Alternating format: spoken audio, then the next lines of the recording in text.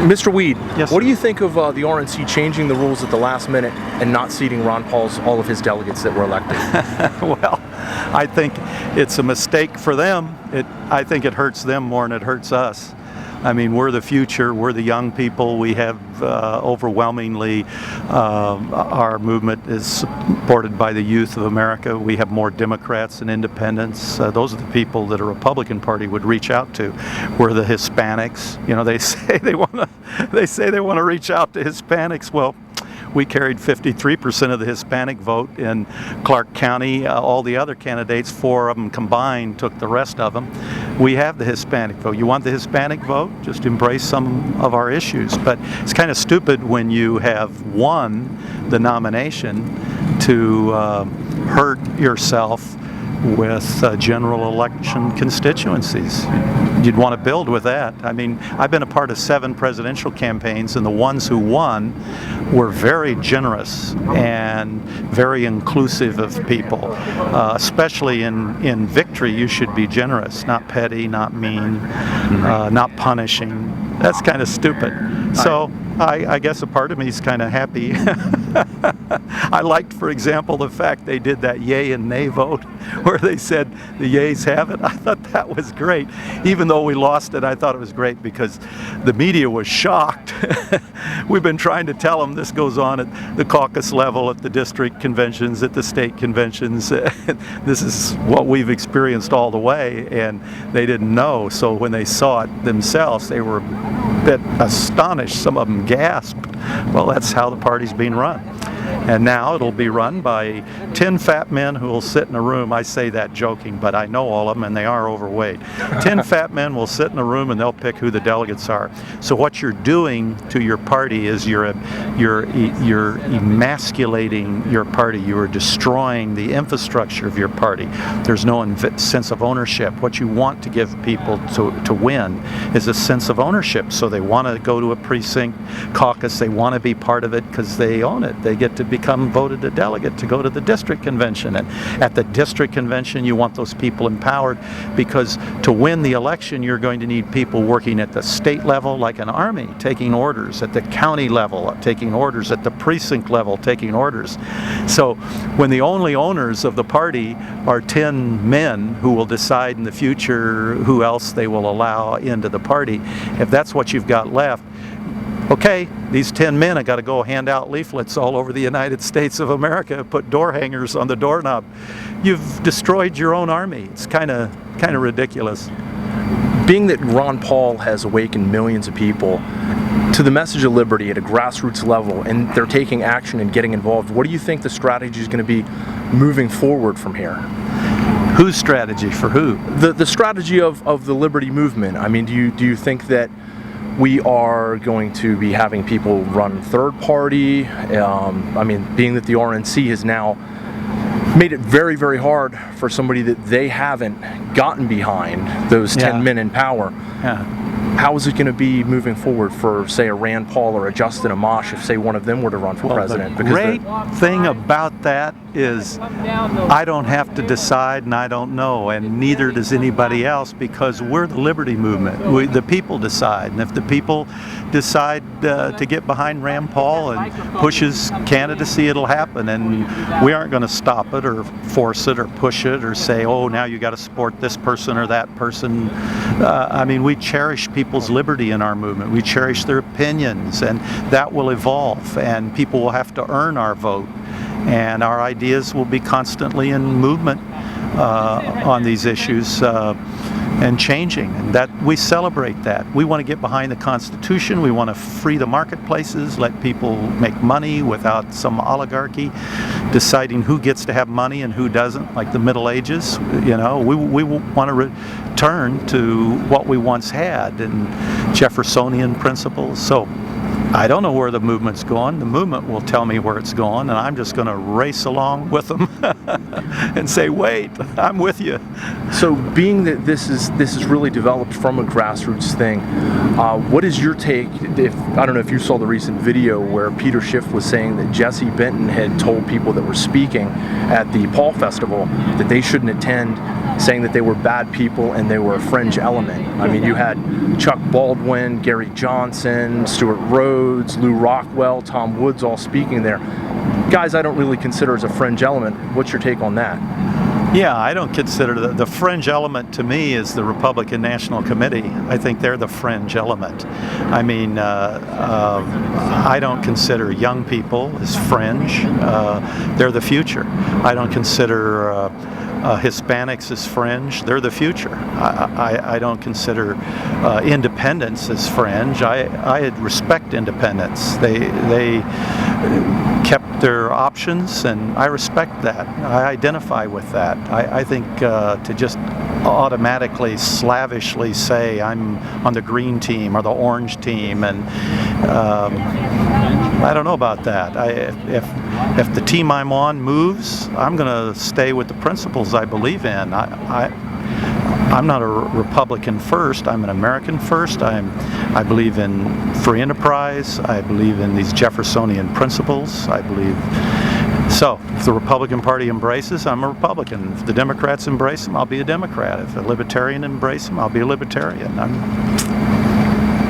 don't have any problem with anybody who's got those principles. I don't know if you have a comment on how there seems to be a rebranding going on within the Ron Paul campaign. They changed the Ron Paul Revolution, which highlighted the love from the revolution, to Republican and highlighted the can. I was just wondering if you had any comments on that. No, I don't know why they did that or how, so I don't have any real comments on it. Maybe they did it to show solidarity with the Republican Party and to show that Rand Paul's a good Republican. Maybe that's why they did it, I don't know. Being solidarity with the Republican Party, though, when you've got a candidate that was for NDAAs, for the Patriot Act, the guy drafted Romney Care, he's basically the mirror image of Barack Obama, except he's not African American. It's kind of hard to do. It's kind of very hard to get in line with that. Don't you agree? Yes, I do agree. But somebody, I've talked about this before, somebody has to practice the art of politics. And thank God it's not me. But the person who practices the art of politics is going to have to get elected. And the tragedy is when people compromise their principles to get elected. And that's a tragedy. But if nobody does it, we're sunk as a country. Somebody's got to get out there, get out front, champion our principles, get as much of them done as he can, turn us around, turn us in a different direction. Just to turn us in a different direction and get us moving in that direction would be a positive thing, in my opinion. So there may be a politician that emerges that I disagree with lots of what he says, but I see he's going in the right direction and I'll support him. I mean, to me, it's no longer left and right. That's old. That's Paris. The left bank, the right bank, the Seine River divides the two. It's the communists, the socialists, and there's the monarchy. There's the two extremes. Left and right is over because the Cold War is over. And so that's no longer an excuse for people to be in one camp or another anymore. Left and right's gone. Up and down doesn't work. It works in rhetoric, but it's not the rich against the poor or the poor against the rich. In and out is what it's all about. There's insiders who control how money is spent, control what we do with our lives. They're the insiders, and 99% are the outsiders. And we don't get to be rich. We don't even get to be middle class anymore. We can't even have the value of our home. That's stripped away. We have no retirement anymore. We're out. There's the insiders, the oligarchy with all their advantages. They get to make money and give it to themselves at 0% interest, charge us 6 or 9 and make money off of us.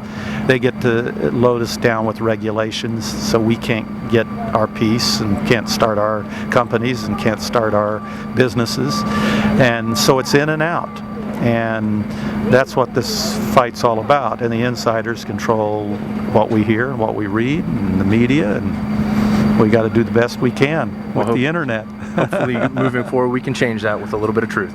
Maybe Shine so. the light of truth on people. Yeah. And liberty. Thank you very much, Mr. Wheat. Oh, good. Thank you. It was very nice meeting Good you to again. see you too. Thank you. At the Ron Paul rally, the one of the messages that was played over the big screen, you said Jesse Benton was a genius with the delegate strategy. Obviously, there's been a lot of complications with the delegate strategy. Would you still back up that statement, or do you have any kind of comments on how that's panned out? Yeah, I think it was brilliant because you have to understand we came very close to winning the cavalcade within 100 and some votes, 160 or something votes. If we'd won the cavalcade, there's no way they could have omitted us or kept us out. And it would have given us some steam for the caucus. You saw how close we came in the caucus. In fact, we won the caucus, but nobody reported it.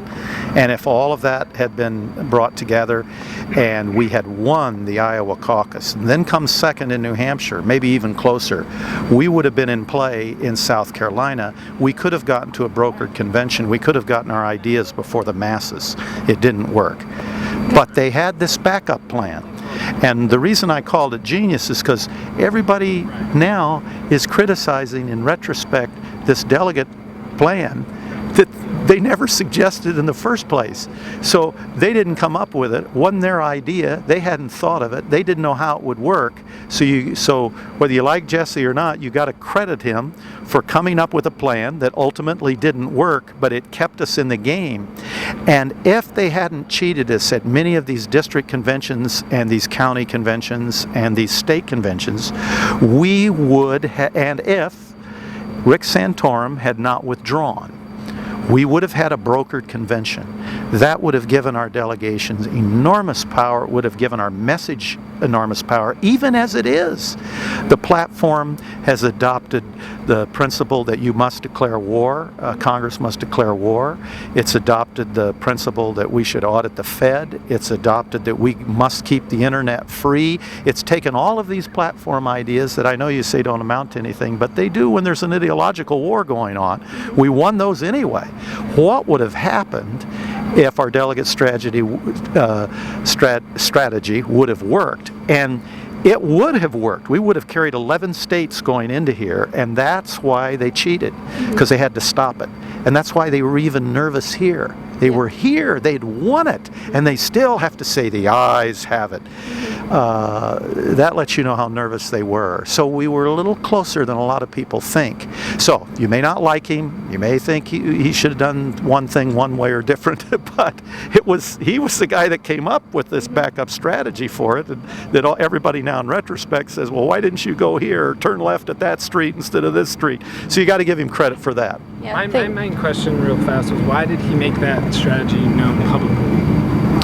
Well, at a certain point, we had to make the delegate strategy known publicly to involve our people, and we did that as soon as our opponents knew what we were doing.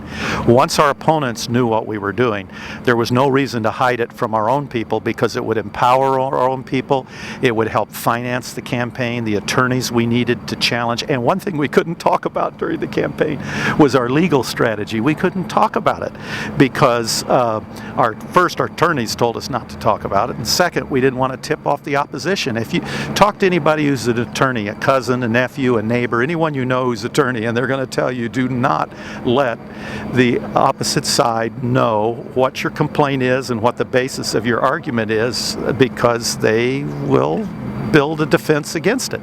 And so we were kind of stuck there with not much we could do. But there were things about the campaign we did wrong, no question about it, and we regret that. I just have one more quick question. A lot of people in the grassroots have felt like there's been a major discord between the grassroots and the campaign, and that partly Jesse Benton has been part to play in that, but just generally they felt like they haven't had a lot of help with the campaign, and then it's just been a major divide between the two. Do you have any comment on that? No, I don't have any comment on that. You know, when I said earlier that you need someone to be political, someone's got to be a politician. Someone in the liberty movement has to step forward. I want to tell you, there are people in the liberty movement who are not political, who are making money off the liberty movement by selling books and doing things and saying things.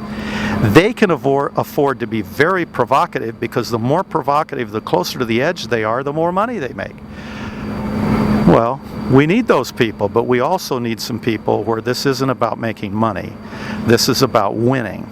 And that's when you need political people. But just as we need politicians who will run for office and know how to couch things in different language so they can get a wider circle of votes, we also need political strategists like a Jesse Benton who can make the hard decisions they have to make to help get someone elected. And considering what we had going into it, in my experience, I've been in 7 presidential campaigns. This campaign did a lot of pretty remarkable things with the numbers. I definitely agree, but do you think that there's been, from the campaign side, do you feel that there's been any kind of disconnect yeah, with the grassroots? there has been a disconnect, and the biggest disconnect was over our inability to, and our decision not to attack Mitt Romney going into Michigan. That's the basis of all of it. And I favored us going after Mitt Romney. I wanted to go after him like crazy. The argument against going after Mitt Romney was that he had a tremendous amount of money. And he threatened to drop an A-bomb on us. He threatened to destroy forever the name Ron Paul by producing commercials that would, and advertising that would destroy his name and reputation. And that was the argument in favor of, if he's already won the nomination, which our numbers told us he had. By the way, those of you listening, this is all for our defense. This is to protect us. We have people in brown shirts driving around Tampa on little golf carts to protect us, and the wonderful thing is they're not wearing armbands. Isn't that great? No armbands. So we're very grateful for that. But anyway, what were we talking about? Oh yeah, the decision not to attack Romney. I wanted to do it anyway. I thought, what? Romney's going to attack us? That'll make us look even bigger. So I was in favor of it, but it was a decision that was made, and for the future of the liberty movement, and sometimes you have to make those decisions. One more question. Some people have been saying that there was a lot of money left over in the Ron Paul campaign, and why couldn't that money have gone to help the delegates get down here? Because a lot of the delegates were struggling to get down here, and obviously that has been a major playing factor. You know how many delegates we've had here.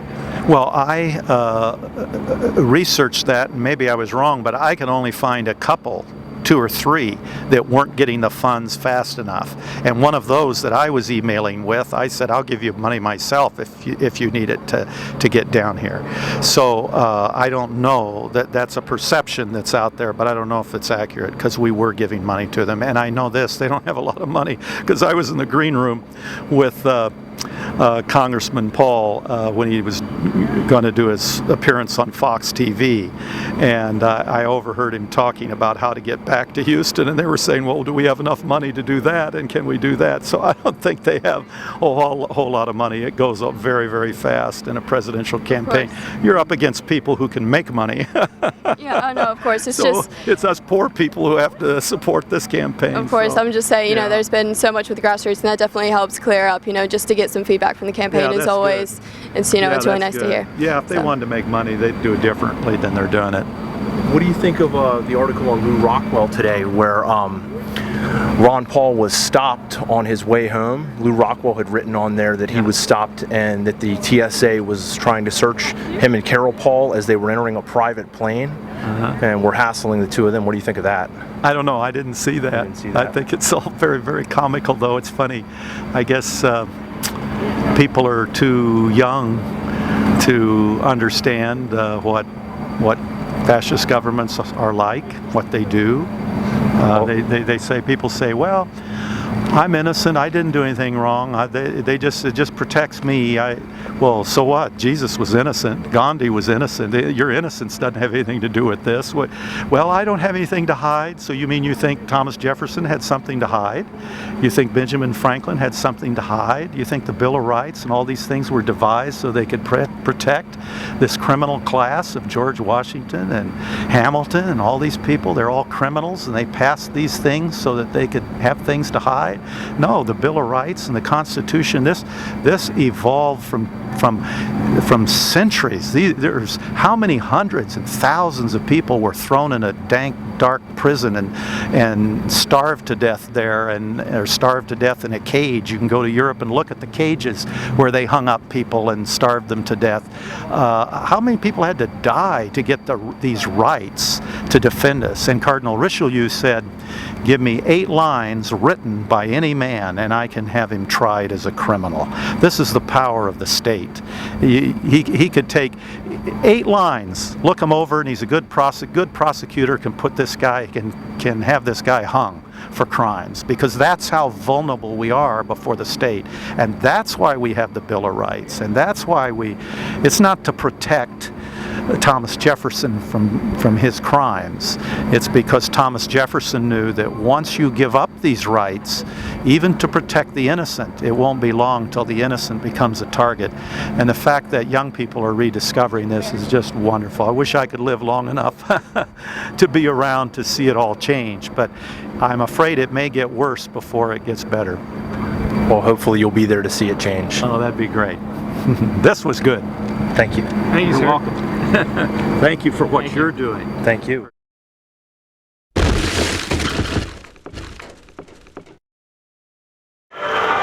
no man here that will defend the Constitution.